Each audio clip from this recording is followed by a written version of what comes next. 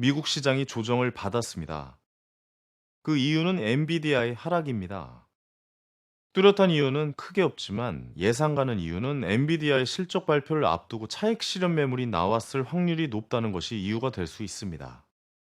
엔비디아는 최근까지도 조정을 뒤집고 상승을 하는 모습을 보였습니다.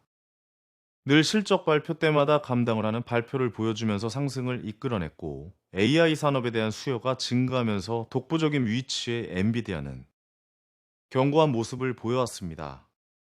이번 역시 예상치가 가능할 것인가에 대한 것은 알 수 없으나 높은 위치이기 때문에 차익 실현 물량이 나왔다고 볼 수 있습니다. 이로 인해 나스닥이 조정받는 모습을 보였습니다. 만약 이번에 발표될 실적에서 실망이 나온다면 지수 조정의 가능성까지 봐야 하기 때문에 중요한 이벤트라고 볼 수 있으며, 그 전에 우리는 어떤 방향성이든 대응의 준비를 해야 합니다. 맞추려고 하기보다 대응을 어떻게 할 것인가를 미리 준비하는 하루가 되는 것이 좋다고 생각합니다. 우리나라 시장은 테마 장세가 활발하게 진행되고 있습니다. 지난주까지 저PBR 관련으로 광범위하게 지주회사 등 기관들이 매매할 만한 종목들이 움직여주면서 시장을 조용하게 만들었으나, 이번 주부터 지수가 안정되는 장세가 나오면서 테마 장세가 활발하게 나오고 있습니다. 최근 의대 증원 관련으로 정부와 의협이 충돌하면서 서로 강경한 태도를 보이고 있었고, 이 속에서 교육, 비대면 섹터를 중심으로 강한 움직임이 나오고 있습니다. 특히 오늘은 윤 대통령의 직접 발언에서 의대 증원은 최소 2,000명이라는 발언으로 인해 교육 관련주들이 상한가를 가는 등 세계 반응이 나오면서 테마 장세의 확실한 모습이 나왔다고 볼 수 있습니다. 의대 증원으로 인해 의료 파업이 시전되면서 현재 전공의들에 잇따른 사직, 그리고 병원의 수술 연기 등 여러 의협의 대응들이 나오고 있으며, 이로 인해 실제 삶에도 영향이 가는 뉴스들이 지속 등장하고 있습니다. 과거 파업을 진행했을 때처럼 의료 대란이 시작되고 있다라는 기사들이 나오면서 테마가 산소호흡기, 의료기기 쪽으로 옮겨지는지 생각해보는 것도 포인트가 될 수 있겠습니다. 정부는 여러 카드를 계획하고 있다고 발표했습니다. 이러한 발언들은 계속 강대강으로 가겠다라는 의견으로 볼 수 있으므로 여러 테마로 확장될 가능성을 계속 생각해 봐야 합니다. 네이버 웹툰 쪽도 눈에 띄는 상승이 나왔습니다. 나스닥에 이르면 6월 상장한다는 기사들이 나왔으며, 골드만삭스, 모건 스탠리를 주관사로 선정했다고 합니다. 네이버 웹툰 엔터테인먼트는 북미에 설립이 되었기 때문에 나스닥 상장에 유리하며 기업 가치가 30억에서 40억 달러 정도로 추산이 된다고 합니다. 이미 수년 전부터 나스닥 상장을 계획하고 있었기 때문에 이번 상장의 가능성 기대감은 더욱 커질 것으로 보입니다.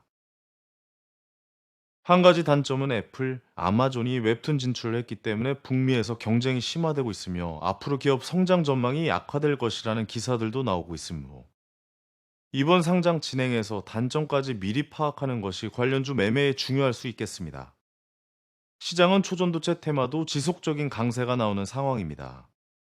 PCPOS의 기존 LK-99보다 업그레이드된 초전도체 다음 달 발표 기대감은 관련주들의 움직임을 더욱 강화시키고 있습니다. 장중 초전도체 테마가 시작되면 돈을 거의 흡수해가는 상황까지 벌어지고 있어서 초전도체 쪽은 광풍이 되고 있다고 볼 수가 있겠습니다. 어떤 발표가 나올지 우리는 아직 알 수 없지만, 혹시나 실제 발표가 성공이 된다면 엄청난 확장들이 나올 수 있으므로 어떤 결과든 일단 미리 확장들을 준비해 보는 것도 좋은 준비 과정이 될 것이라고 생각이 듭니다. 반도체 쪽은 삼성이 인간 수준의 인공지능 칩을 개발하기 위해 미국의 특별 연구 조직을 신설하고 본격 개발에 뛰어들었다는 소식이 나왔습니다. 소프트뱅크도 차세대 AGI 칩 개발에 뛰어들었고, 삼성도 뛰어들었으므로 AI 반도체에 대한 경쟁은 더욱 치열하게 갈 것으로 보입니다. 물론 엔비디아가 거의 완벽하게 시장을 점유할 것으로 예상되나, 삼성이 AGI 칩 개발을 진행한다는 것은 AI 시장의 핵심으로 들어가겠다라는 의미가 됩니다. AGI 칩은 사람의 수준과 동등하거나 그 이상의 수준을 능력을 지닌 인공지능을 말하며, GPU가 원래 AI 두뇌 역할이었으나 차세대 AI 칩 AGI 반도체는 더 많은 데이터들을 빠르게 두뇌처럼 계산하고 전력도 낮게 측정되기 때문에 더욱 발전적인 차세대 칩입니다. 이러한 칩 경쟁에 삼성이 뛰어들었다라고 생각해 보실 수 있습니다. SK하이닉스는 다음 달 세계 최초 HBM3를 양산합니다.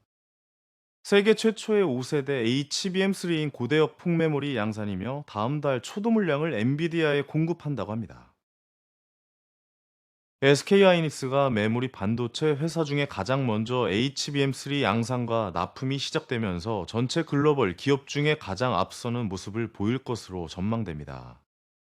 이미 성능 평가를 마쳤으며 모든 과정을 완료하고 마지막 단계인 생산량 증대에 들어갔습니다. 이미 엔비디아 즉각 납품이 가능한 수준까지 완료되었기 때문에 SK하이닉스의 HBM3는 세계 최초 그리고 유일이라는 타이틀을 갖게 됩니다. 그만큼 이번 납품이 성공한다면 SK하이닉스의 HBM3 공정에 납품하는 회사들의 수혜가 나올 수 있습니다. 하이닉스는 공식적으로는 고객사 관련 사항이라 말을 할 수 없다고 하지만 이미 반도체 업계는 SK하이닉스는 엔비디아의 스펙을 충족시켰다라는 이야기가 나오고 있다고 합니다. AI 반도체 쪽으로 투자가 계속해서 이어지고 있습니다.